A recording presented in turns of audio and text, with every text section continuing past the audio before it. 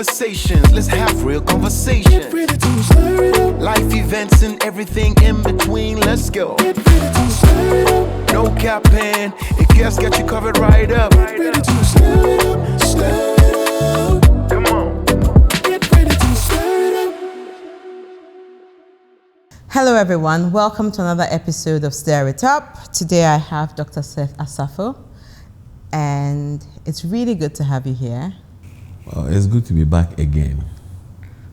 I would like to say that the cocktail, you should have topped it up so I would know the flavor. I hope today, it's very important to me. I'm happy that I should have topped it up, and today I will retaliate. Revenge. There will be revenge. Thank you. You're welcome. We're going to be talking about cheating as a coping mechanism, or can I say extramarital or affairs as a coping mechanism. Interesting. Very interesting topic. Yeah. So I will dig right in. Okay.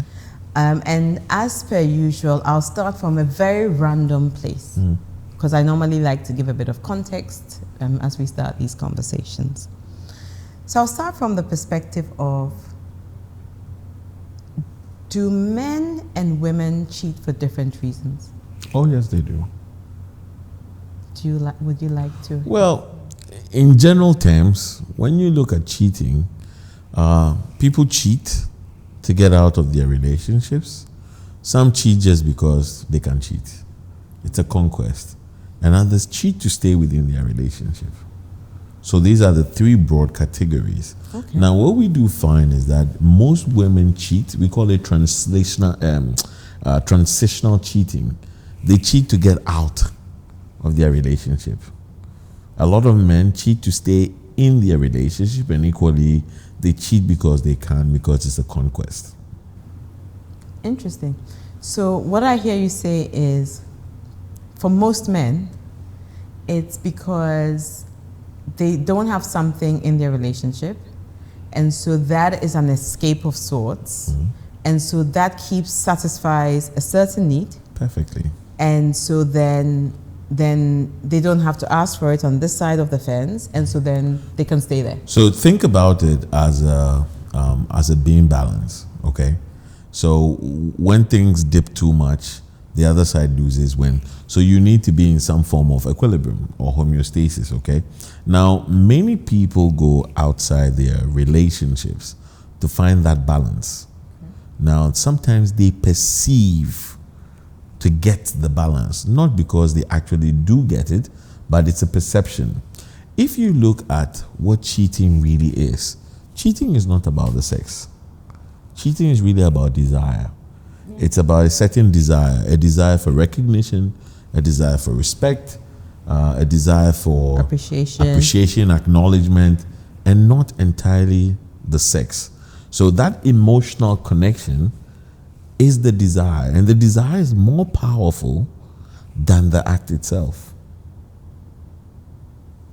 Think about it this way. For many people, the thought of I can never have it is the desire.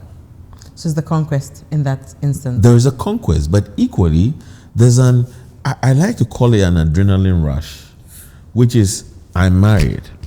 I'm with somebody else, okay? It's the desire in this context of having someone that I have to hide, that I perceive I cannot have in totality, is part of the reason why it's so exciting. Okay. Interesting. For women, what I heard you say was, I'm stuck, I'm in a place, and being able to see someone else gives me an opportunity to move on from this place into this new relationship. Exactly. So you see, they say that women have to have an exceptional emotional bond in order to be able to do a lot. I mean, majority of women. There are always outliers, Yes. okay? So for a lot of women when they are struggling, and this is based off what I know, could be different. Yeah. But when they're in a relationship that feels stifling, okay, they want out, but their emotional connection and commitment won't let them. So this becomes an all or nothing affair. So once I have given myself to another person, I can now leave because I would feel like I have all the I have put myself in a place where I have a reason to go. That's what we have noticed. And even because with many of the people I've worked with, similarly, is that the moment I did this, I knew I wanted out. Yeah. Because it's probably an eye-opener. It's probably a new experience, but it's also like a severing of a bit of an umbilical cord of sorts. Perfect. Which is that relationship that you are. I agree. Okay. So we've established that it's potentially different reasons. But I do agree with you also that it's not always the case. I mean, there'll be exceptions, right? I think there'll be times where a woman might also cheat just because she wants to feel desirable. Of course. And so on, right? It's, okay. yeah. So, is cheating a coping mechanism? Let's first talk about what coping mechanisms are. I think that's a good way to start. It might set the context. Yes. So, with humans, we're always coping with something. Okay, coping mechanisms, as it were, are devices. Let me call them mental devices that we utilize to feel or stay balanced, to feel without tension, to feel without unsettlement. Okay. You can look at alcohol as a coping mechanism where I'm feeling particularly down because my heart is broken. Yeah. And I feel like, well, I can down my sorrows in alcohol. Yeah. Although temporal, I will still feel some respite. Yeah. So that becomes that's a coping mechanism. So there are behaviors or set of behaviors that we perform to give us a certain sense of respite or some calm, even in the mix of the storm. Yeah. Now, we have coping mechanisms that we consider as adaptive. So in totality, they are great and they don't have any negative consequences. And we have coping mechanisms that are maladaptive because they bring on more negative consequences. Although they still give you some respite, in the long term, it's worse off. And so alcohol perhaps is a maladaptive coping mechanism. Especially if it becomes habit forming. Exactly. Binge television watching to cope with some emotional or psychological stress you can consider as a maladaptive coping. Gambling, and also maybe being promiscuous, you can look at in this way. Now, take an adaptive coping mechanism, which is one where you try to deal with the problem. So in adaptive coping mechanisms, the beginning is not pleasant. But as it prolongs, it gets better. Okay. So, for example, if I decide to use exercising as a way of numbing, so I'm feeling down, I say I'm going to exercise, we know it has more benefits for you, so that is adaptive. If I decide that I'm going to vent out by writing my pains, that's equally adaptive. Okay. Now, cheating can be a coping mechanism in this context. And I say this specifically from the people I've worked with. I have lots of men who have used this expression, specifically, and I quote, "The harm has already been done." Okay. And they say these things, or they have said these things a lot of the times when they've said, "My wife was stressing me and I went out. And the moment I went out, I needed comfort.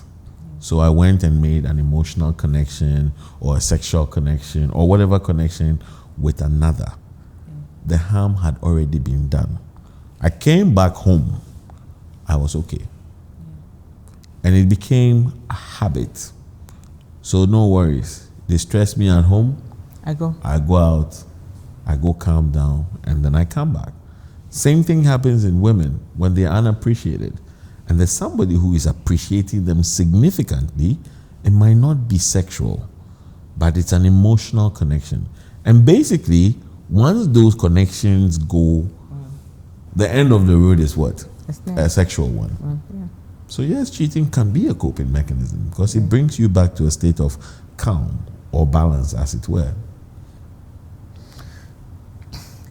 As I hear you talk, I see how it is, and what I wonder is how it potentially also becomes habitual, because I think a coping mechanism also becomes something that you rely on for safety, Of course. and comfort, right? And so then it becomes something that you begin to fall back on as a way of feeling safe or avoiding some discomfort that you don't want to experience. Definitely. So does this mean that there are people out there, because a lot of the time you think that, oh, he's just promiscuous. But in actual fact, maybe he is not that promiscuous, or she is not. It's not a matter of promiscuity. Would that be the? Let me give you an example. I work with people who are married, but they have one person on the side who's not their wife or their husband, and they are faithful to the person with everything they've got. Now, it makes it difficult for me to say they are being promiscuous, because actually they are only feeling a certain need. It's one person. It's not that, and there are people who do multiple people. Yeah. But these are specific because one thing they don't get here, they are trying to account for in another place. Now, there's this rule they call, I think it's the Pareto principle, that talks about the fact that the 80-20 rule, and people have many variations for it, okay? Now, what it seems to tell us is everybody will have majority of their needs met in life, especially like in relationships. So your partner may meet majority of your needs. Yeah. However, human beings have a totally stinking perspective, and we tend to catastrophize, so we exaggerate things. So if you're doing 90 for me and you are missing 10, that 10 becomes my 180%. Excellent. And if somebody comes and promises that 10 or gives that 10, you'll forget the foundation, which is that I am giving 90 and ascribe all the 100 to that person who is bringing the 10. But why is that the case? Because it's amazing, right? Is it a function of we over-index on what we don't have? Like we place a significant value on what we don't have. What is it? You bring a great point when you say that, and I think it makes a lot of sense when we say that human needs are insatiable. So the things that we don't have are actually the things we long for. They are the things we fantasize about. I use my phone as an example. Before I got my phone, I used to fantasize, I'll press this, I'll do this. And I got the phone, and within a week or two, that's it. And then you see a new version come out, and you fantasize for that. We're always fantasizing for what we do not have. It's interesting to know that even people who are happy in their relationships still cheat. You've jumped the gun.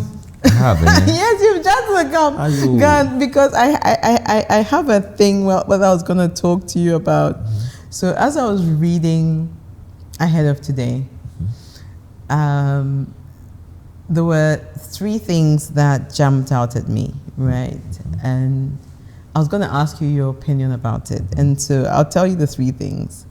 One is happy people cheat. Yep. Once a cheater, always a cheater. Women are better at cheating than men are. So let's take them one at a time and let's talk about them. Yeah, happy people. Yeah. So let's start with happy people cheat. They do. That's the evidence.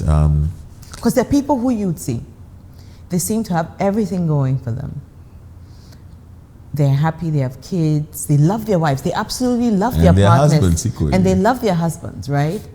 And they have a great time together, and yet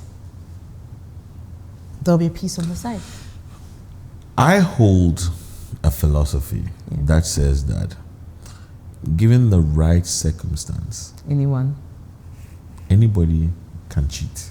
I agree to that. And it's not because they love another or whatsoever. It has nothing to do with that.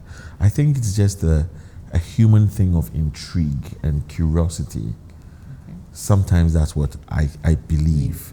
Because I've had several of these scenarios, and my client says, I don't even know how or why. Because this person doesn't match up to my wife or my husband. And yet, we didn't just cheat, we continue cheating. And I can't understand it.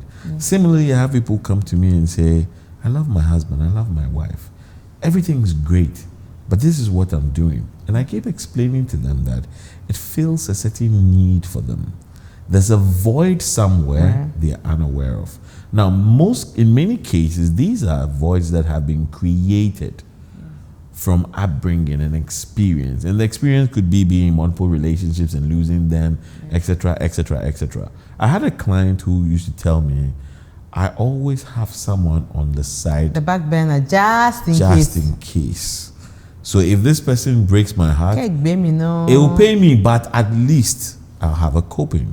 Now this is, and the history for this person is they've been in multiple relationships where the relationships have gone sour without any explanation. So it is a real thing. Happy people cheat. It's not because they are fighting. Like sometimes people will say, oh, it's because we were fighting. No, there are people who cheat genuinely because it was the right place at the right time. There was an opportunity. They were curious. They saw something and they liked it and it was intriguing. It's human nature equally. Yeah. Okay. Once a cheat, always a cheat. Yeah. I disagree. Tell me about that. People change. Okay. You'll find that... Is that the therapist in you talking? This is my therapist's perspective. And the reason why I take on this disposition equally is I have many people who are seeing me and telling me, I don't want to do this, but I'm doing it. Okay. And that for me is change. No, I agree with you because I do have many people I know, and I talk about this because I'm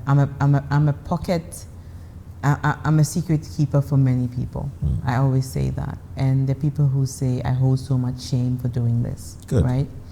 And so I do know that there are people who are in certain situations who do certain things. And it's like, this is not what I really want to do. It's just my circumstances put me in this position, right? They're making the effort to come out. So for me, that's change. That is recognizing the fact that we're human and we're vulnerable, we're gullible, we're fallible. Yeah. So the act of even thinking of this is wrong and I want to do something about it is great for me. So I don't believe that once a cheat, always a cheat. Sometimes the circumstances I am not in any way saying that infidelity is good. But I'm saying it's a reality we have to embrace because it exists regardless of whether relationships are great or not. I do think that it's also a default place for a lot of people. There are a lot of people who will default to infidelity if things go to a certain... It's almost like I choose my words guardedly here, right? But if I was to put a rating to it, I do think that there are people who, well, and like we've said many times, there's nothing that's a hard and fast rule. But there are lots of people who will default to a certain behavior because that's the known behavior, or that's how they cope or how they deal with things. But I do agree with you that the people who do things because, and they're not proud of it. So that willingness to change or that shame that they feel is an opportunity for them to change. Yes. And so there is hope for the future that, yes, I've done this, but in the future I could change. Or they could meet someone who could absolutely, well... You see, embedded within what you're saying is what we call defense mechanisms, okay? Right. Now, these are ways that they are mental maneuvers that we use to prevent ourselves from feeling like disconcerting emotions, okay? Now, for the people that I have worked with, and even for people I've heard people talk about, there is this phenomenon where they cheat and then they give good excuses why they had to cheat. Yeah. And we call that rationalization. Yeah. So they are telling a truth to their brain that allows them to feel okay, even though they know What they're doing it's not wrong. the best. Yeah. Now, you talked about the fact that some people basically will just go back to what they know. And we call that regression, which is going to earlier coping strategies that used to work. Unhealthy or healthy or whatever. Yeah. It doesn't matter, Yeah. but they go back to that zone. All of this is telling us how there are things that are happening subliminally that we may or may not have too much control over. But noticing them, which is being aware. So like I've been able to point out to some of my clients that, well, you know, in this instance when you had the fight with your partner and then you left the house and you decided to seek solace in somebody else's bosom, Arms. you explained it as my partner annoyed me. But I'm explaining it to you as you're making that excuse to cover the fact that you feel guilty or ashamed of the fact that you were in another person's bosom. And the moment they accept it, you can almost see that rapid transformation. Some suddenly will put their hands in their face and then they are tearing and say, I wronged my partner. So sometimes people are not even aware that they are using these defense mechanisms, which of course are back to the issue of coping, that human beings want to be in balance. We want to be in equilibrium. Whatever it takes to get into equilibrium, we'll do. And as we do them, we learn from the effects that it gives us. And mostly, That they work. they all work. Yeah. Until And someone... whether it's right or wrong, they work for us. It works for us at Yeah, the time. So somebody has to now start pointing, and this is why second opinions or other people can be helpful, because they open your eyes to a bigger picture. It's like I've asked one of my clients, so you have this person on the side. You've been in a relationship for 6 years with the person. You've been faithful and all of that. And I asked them, where do you see this go? Yeah. Where is the end point? Yeah. And they get confused. And they're like, I don't want to think about it. I Of said, course, you well, don't want to think about it. that's the reality. Yeah. Because the end result is you're going to have a massive heartbreak. Yeah. Either way, somebody's going to get Get hurt. injured. Yeah. That's how I call it. Charlie, nobody's It's a walking. Mexican standoff. Yep. That's it. And then once you open this perspective, they'll come back and say, I've really thought about it and you're right. I say, exactly. You're coping now, but it's temporal. But the effect of the aftermath is worse than what it is now. Like our people will say, blowing inevitably yours. And I think it's also selfish, isn't it? And I say it's selfish because you're in a marriage, right? And you're getting, let's say you're 75 or 80 or whatever percent you're getting from there. You probably have children and you have a family and so on, but you have this side relationship. And in that side relationship, sometimes that person might also be married, and that's different. But sometimes that person might be single. And that person might be holding on to a promise of a future with you that you know you're not going to be able to offer that person, or you have no intention of offering that person, right? And so that's why you don't want to think about it, because you've been with that person for 6, 7 years or 8 years. And you have no intention of offering that person. And that person might not even have kids. That person might not, and it's like you're wasting that person's time. But I guess it's also the responsibility lies on that person to be able to have the courage and have the, you're going to say something. So you see, on the surface, it might look selfish, except for most of them, the control is not there. They would wish ordinarily, like they'll tell you, I broke up with her, I broke up with him. I couldn't stand it, so I went back and begged. Yeah. So they know, they wish they could do something different, as usual, it's easier to feel the pleasure than to deal with a little pain and feel infinity of pleasure. So sometimes it's not from a malicious place or an intent of To hurt. No. It was an accident. Like one of my clients told me, it was just an accident. It was an intern came to work for me. We became friends, started chatting, and I realized I wanted to talk to her every day. And it went on and on and on, and before long, we were sleeping together. And she knew it was bad for her. I knew it was bad for me. And we'd say, let's not do this again. Unfortunately, we could never stop. So sometimes it's not so straightforward. On the surface, it looks just stop. Now, because I work in addictions also, sometimes I liken these things onto addictions, where I say there's an uncontrollable urge to engage in behaviors that you seem not to have control over. Or sometimes you actually don't have control over. And of course, the addiction meets a need. It fills a void. So it can be very complex and complicated. And that's why it's also important to just understand humans, right? And have a human lens to some of these conversations. Perfectly. Because a lot of the time when our partners have affairs, we look immediately to the other person. And we say, oh, she took my man, or he took my woman. It's a defense mechanism. It's a defense. It's just a defense mechanism. Right? And yes, and there are times when there is mischief at play. And I have seen that, right? Where someone does make a concerted effort to have a relationship with someone who they know has a relationship, right? But I do think that the accountability is also on your partner about if there's anyone you're holding up accountable, it's your partner. Yes. And not necessarily the other party, because it's your partner who's made that choice, right? And not necessarily whoever the other person No, totally. I'm always against the attacking the other person. Yeah. Because I say the only person that gave access is your partner. Is your partner. You have a contract with your partner. And not the other person. Yeah, I agree with you on that.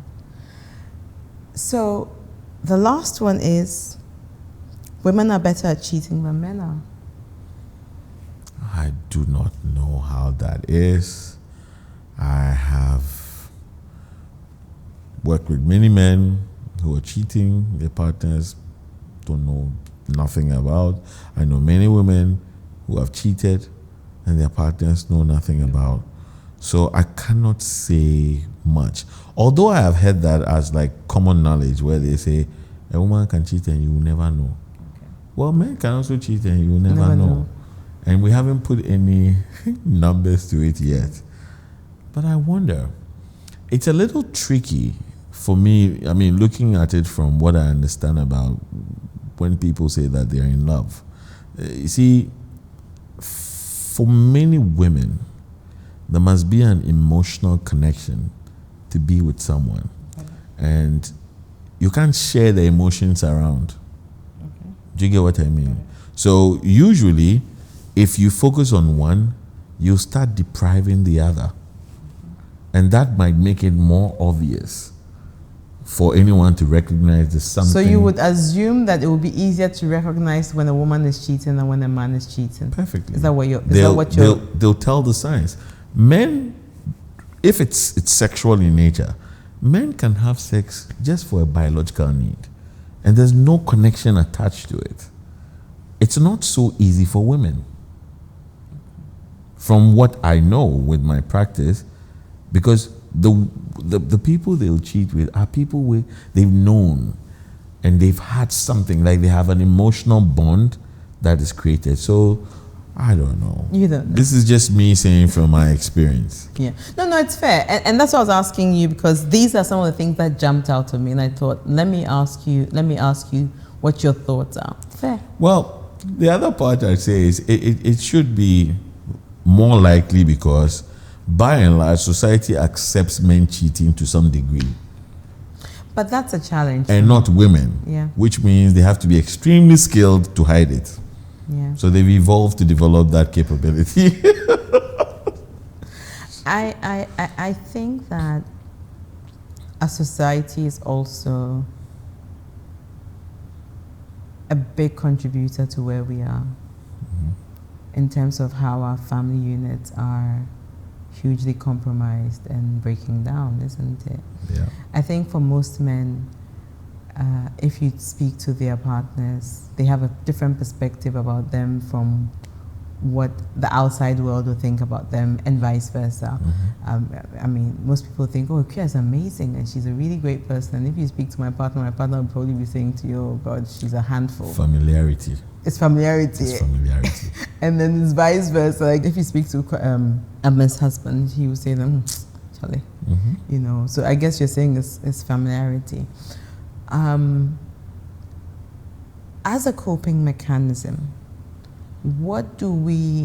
how do we as a society begin? I know it's a human need, it's a human urge. It's not something that you can go and do a mass inoculation for. Yeah. But I do think that we have so many mass groupings. We have the church, we have social societies, we have different groupings, and we have the workplace, right? How do we begin to help stabilize the family a bit more? Because I'm finding that a lot of people are struggling with a lot of infidelity. And the impact is on the individual, their partner, and the family unit as a whole.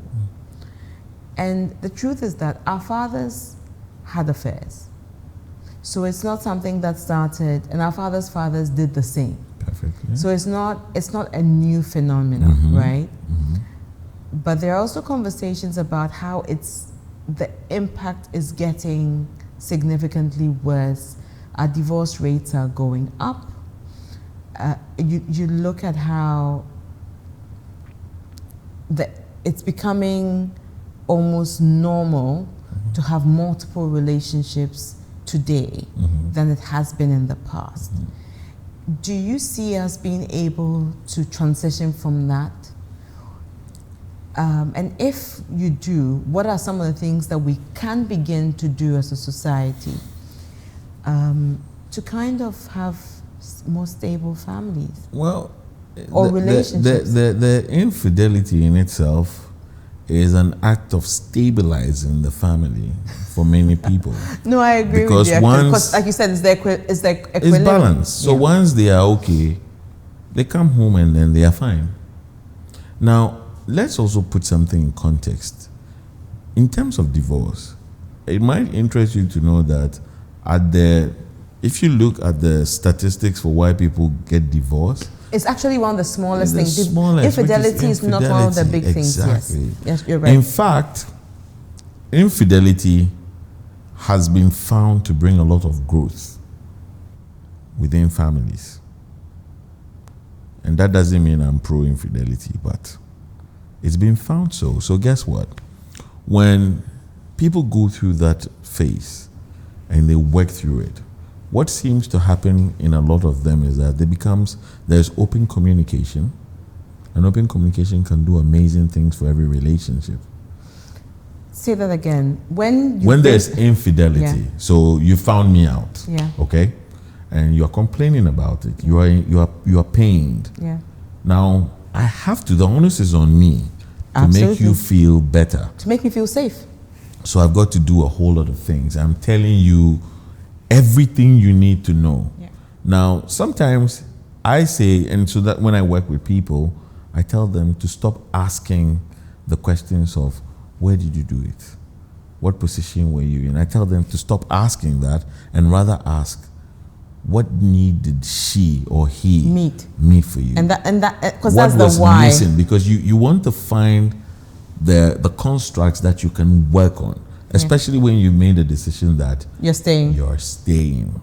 Now, the second thing is when you have a near miss, and a near miss is noticing that I almost lost him or I'm almost lost her.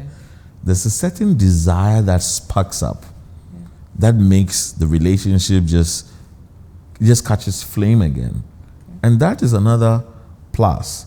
Not forgetting the third factor is the resilience. You've been through that pain, you've been through a trauma, you've gone past the trauma, and we call that post-traumatic growth. And suddenly, those are not things that bother you anymore. Or you'd have, because the brain is a muscle. Okay. You work that muscle, the muscle gains strength. So the muscle is able to deal much better with similar strains. So does that then mean that my partner's had an affair, and so if it was to happen again, I'm more resilient to deal with it? Exactly. Yeah, but how does that help me? Well, it helps I'm you sorry. because at the end of the day, the pain that you would go through would have been less significant. So I understand that from a psychological perspective. I understand that from a building a muscle and building, resilience perspective, right? But my struggle with that thought is that then is endorsing a behavior. Good. I like the way you put it. I'll give you another perspective. So you see, beyond the cheating is the fact that we're active information processing beings, okay? And we're able to look at context. So you can have him as an asshole or her as an asshole today because she cheated or he cheated. But you look at this person, you've been with them for how many years, and they've been amazing. Yeah. And so you'll suddenly start to process and say, well, it's not so bad. That I understand. So when we do, like when we're trying to help people get past infidelity, we're asking them to equally recount the good things. The good things. So it's back to the 80-20. Perfectly. Got it. And so you'll notice people will say, well, so I'm going to leave and go where? What's the guarantee that? And what's the guarantee that that's even going to work? So I'm not asking people to settle, but I'm saying that for our own sanity, sometimes looking at the perspective can make life much more easier. Like when we deal with loss and like when people lose their loved ones, I tell them that, guess what? Think about those moments where this person made your life so amazing. Think about the fun times with them. So I never say forget. Remember. But when you do, remember them in the fondest of ways. And the way the brain operates is, if you remember them in the fondest of ways, it will translate into positive feelings. Okay. Similar situation here. So I hear you when you say that. I want to come back to the conversation of, so your partner's had an affair. You're staying. So we understand the fact that you're staying and you're not going anywhere, right? And a lot of people stay. So it's understandable because you don't throw the baby away with the bathwater unless it begins to affect your mental health or you're being taken for granted, yada, yada, yada, yada, yada. You talked about that resilience, that muscle that you're building. I understand why you're building the muscle. I think what is a bit uncomfortable for me is I don't see where the reform is coming in for the partner. I know you talked a bit about you're required to be open. So the onus lies on the partner to be more open and to communicate and to share. And I agree with that 100% because if you break it, then you are responsible for rebuilding. In what areas does the partner work on rebuilding? Well, it's a joint effort, really. Okay. But in the beginning, it falls on the person who cheated. Okay. Now, let me put it out. You can't always remind the person that he cheated, though. Unfortunately, it's not within your control. And so when we're working with people who've been through infidelity, we tell them that you have what you call pain pangs that occasionally just come and then, show up. And then you'll say, but they have to understand that you are trying to heal. So it's not anything for them So to... it's not like there's an expiry date on your trauma. No. You could be dealing with this for the next 10 years. 15 years, 20 years. Yeah. For life, you could. You could. That's the reality, because it is painful. Once you think about it, you'll get... It's okay that you feel that way. But we're looking at the bigger picture. And the bigger picture is the reason why you say, I'll give it a shot. Because this person has not been evil all this while. They've slipped. I'm upset about it. Be upset, yes. But it's the reality. Infidelity has come to stay. It's not going anywhere. There was this writer, I've forgotten her name. She talks about the fact that for anyone to think that there's no infidelity is a grave error. Will it be one of Esther Perel's conversations? I don't even remember, but that it's a grave error to think that infidelity does not exist or it may never come into your family. I mean, it's good to be optimistic. Oh, I agree with that. But the reality is, it's something that's come to stay. And because it's a coping mechanism for many people. Now, the other part is, if it's a coping mechanism and you can't develop other coping mechanisms which are more adaptive, you have nothing else to do. But that's exactly what you keep doing. And so the repetitive nature of maybe a cheating behavior can be explained in that context. Now, I've had people who say, he keeps doing it, she keeps doing it, and I can't deal with it anymore. And I say, how do you manage that? And I say, well, I can understand that, because it's different from you being found out and you're trying. Yeah. But this is the case where they say, he's not trying, she's not trying, so I can't do this anymore, because I want some commitment at least. Where they say, okay, now I want to see your phone.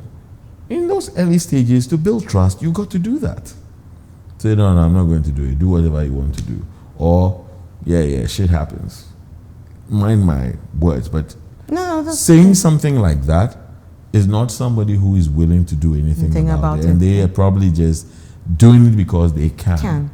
And those are so we want to look at context in the kind of help that we are giving out, or even in analyzing where the cheating behavior is coming from and what implications it has for the relationship. Yeah. We're about to wrap up, because I'm sure we are way over time. And I'm sure the crew over there is not signaling, because they're all like that and they're like intently, because normally there'll be a flag waving exercise by now. I think that it would be good to just get your perspective on, just to wrap this up. We're human. Yes. And we make mistakes. Yes. And we're swelling with desire. Sex is a biological thing. Mm-hmm. We have needs, we have wants. There are things that we want, right? Mm-hmm.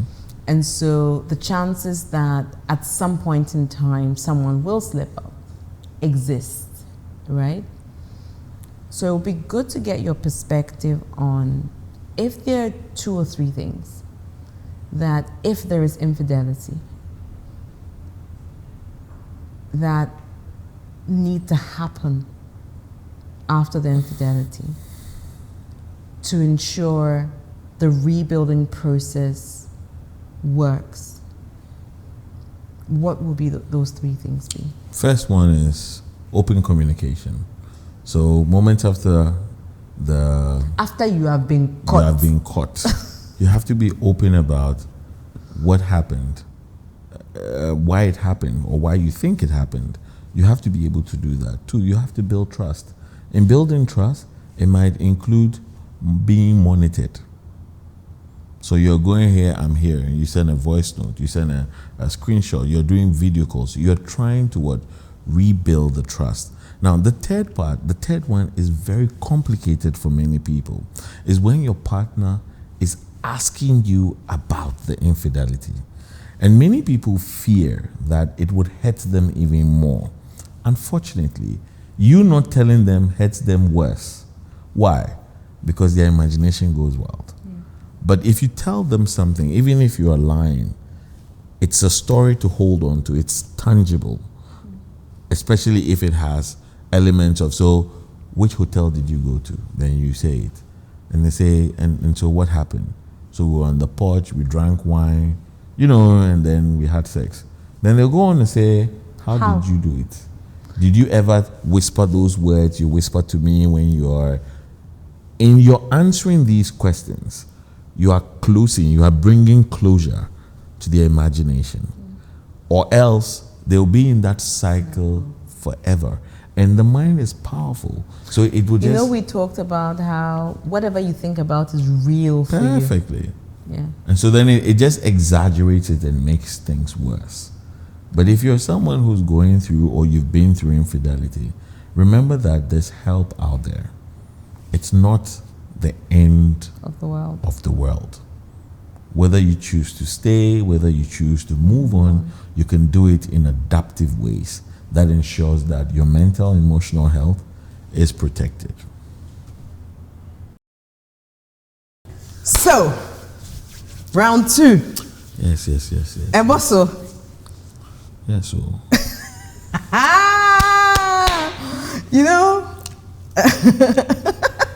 so let's just get on with this.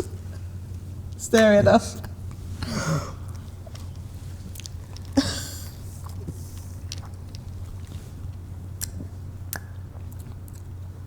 Try. When you go to a perfume shop and then you smell the perfume and they bring coffee. Yeah. So kind of block the So smell. you can, I think some fufu would. What kind of help have block? to, block them just to reset the.